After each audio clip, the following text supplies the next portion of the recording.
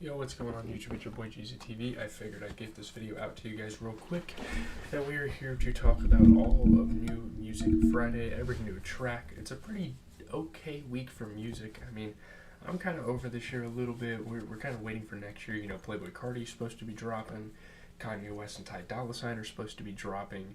We might be getting like a Baby Keem album, maybe 21 Savage. You know, Metro Boomin has some things lined up. I don't think we're getting anything in December, which is unfortunate, but yeah. For now we have Nicki Minaj though. We have Pink Friday too. This is a pretty big release. It's not as hyped as I probably would have anticipated it, given this is super, super hyped up. Like it's supposed to be. Like it's the sequel to one of the best like female rap albums I've heard in a while. Or at least female hip hop. I mean, it might not be like pure rap. It might have some poppy aspects to it, but it's a really good album. So Pink Friday 2 was something that a lot of people looked forward to. I mean, after delays, teases, rumors, and more, Nicki Minaj's epic and much anticipated follow-up to 2018's Queen arrives to close out 2023 in style. This is her first album in 5 years. And not only that, it's the first Pink Friday album since 2010. It's been 13 years in the making, this thing. I mean, 22 tracks, over an hour long. The epic project features Minaj tag teaming with fellow global stars like J. Cole, Drake, Future, Lil Wayne, and Lil Uzi Vert. That is when she's not aiming for the throne on solo cuts. On the solo cuts, I mean, I didn't really listen to those because, again, I don't listen to solo tracks on albums. I'm looking for features because I don't really have time to listen through an entire album. I want variety on a record as well. But, yeah, like this album, this was like 2010's Pink Friday, which was her debut album. Pink Friday 2 features Minaj showcasing the various ways she can carry a track. On some songs, she brings out her best bars, uploading clever one-liners and technically flashy verses. She spits over some hypnotizing piano melodies and drums that hit like a punch in the gut.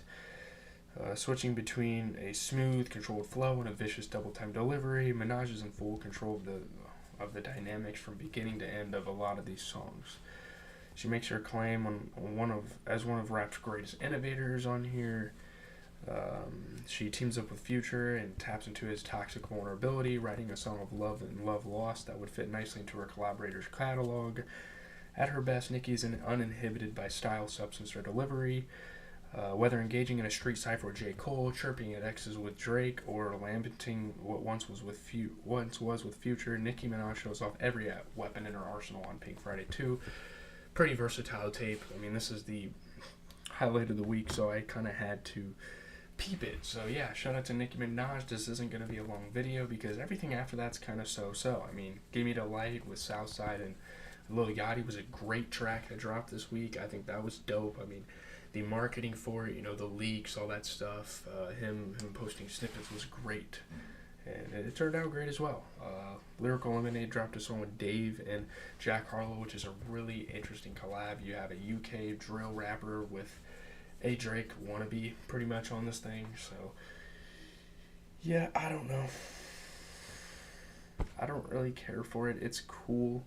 Pharrell Williams worked with Sway Lee and Rauw Alejandro, I think is his name, on Airplane Tickets. That was cool. Again, it's so weird. Hip hop has a bad rep now. People don't really, I only talk about hip hop and people don't really promote it like that anymore. And it kind of sucks, Like back in the day, people would be super hyped for Pharrell and Sway Lee, like back in their primes, obviously, which I guess that's how everything works. But yeah, I don't know. Fred again made a song with Baby Keem. It's been a while since we've heard Baby Keem on a track. This was pretty refreshing, a nice little electronic song. Fred again definitely provides a very unique, interesting, distinguishable style with Baby Keem alongside him even. So that was kind of cool. Annalie Choppa drops Shot of Flow 7, which he pretty much just interpolated his other Shot of Flows. I don't really know what the point of that song was. Make money? I guess. Just make money, simply. French Montana dropped a song with Lil Baby. That was pretty interesting. It's been a while since we've heard Lil Baby come out with music, and hearing him on a Future was quite refreshing. He still has some pretty solid cadences that he's had before. Obviously, his last album didn't turn out as good as everyone really hoped it to be, but he can still rap. He's it's not like he's on top of the rap game like he was a year or two ago, but it's not like he fell off. I can't really say that about him because he's so high up that he can't fall off, you know. Sexy Ren and Tokisha dropped a song. Tokisha, I think, is like a DJ or something. I can't think of what kind of music he makes. It's like, it's weird. Sexy Red adds like the hip hop spin on his music. I don't know. D Savage dropped a new song called Breathe. I always gotta tune into D Savage anytime he drops new music. Very interesting artist. Brings some dope flows every time. It's like very reminiscent of like mid 2010s. It almost has like this nostalgic feeling when you're listening to D Savage. 4-5 and Dom Corleone dropped a song. Obviously, I don't know who 4-5 is, but I saw it's on Dom Corleone and I was like, all right, let's check that out. It's cool. I don't really care for these. These are like the undercard section of the video is what we call it usually when we cover this. Benny the Butcher and Stove God Cooks dropped a song. That's a really dope collab. Stove God Cooks has been working with people out of the Griselda camp for years, and just in general, like the underground. You know, working with guys like Freddie. Well, I don't know if he worked with Freddie Gibbs. He's worked with, you know, Boldy James, The Alchemist, Larry June. I mean, all sorts of these different artists. Yeah. Mike, I'm sure he's worked with. Yeah, this was dope. Benny the Butcher's dropping an album like early next year. We already got a couple songs, so it's good to get some singles in here. Rowdy Rebel dropped a new album. I thought he was going to be incarcerated for a while, but I guess he dropped an album with Skilla Baby, 5 Ya Foreign, and I Swear Vezo on it. So that's kind of a hype moment for Rowdy Rebel. Obviously coming up with like Bobby Shmurda was cool to watch. Him and Bobby, you know, take Ascension in New York. Obviously it was very short-lived, but shout out to them. He's back. Night Lovell, he dropped an album. He has Zillakami and Freddie Dredd on it, so I figured I'd check it out.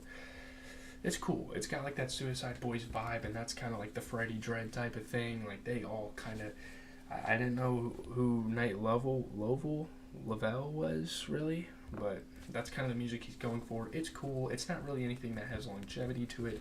It's not really anything I gravitate to myself, but I definitely respect it. Lavelle. Let me know in the comments how you say that guy's name. But Tay B dropped a track with Babyface Ray called YSL Woody. Babyface Ray is cool. I mean, I really like his cadences. I really like his deliveries. That's why week after week I tune in anytime I can.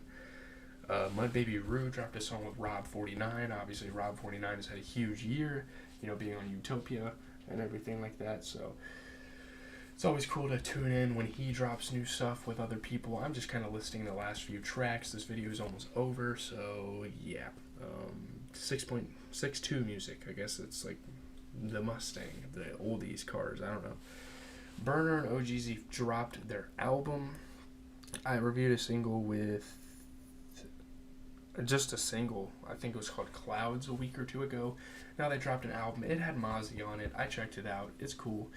It's like West Coast music. I mean, that's if you've heard of West Coast music before, this is exactly what you would expect. So I'm not gonna say it like defines the sound or anything, but yeah, I'm out, guys.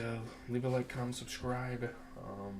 Sorry for the lack of content lately. I've just been busy, but I got 2 videos out today, so you gotta give me some credit, I guess. But I'm gonna watch The Sopranos in preparation for tomorrow's video. Yeah, we're gonna be watching football tonight too, so yeah. I might stream on GZTV Live on Twitch, all lowercase, because I don't have any finals tomorrow, so I'll probably sleep in a little bit. Excuse me.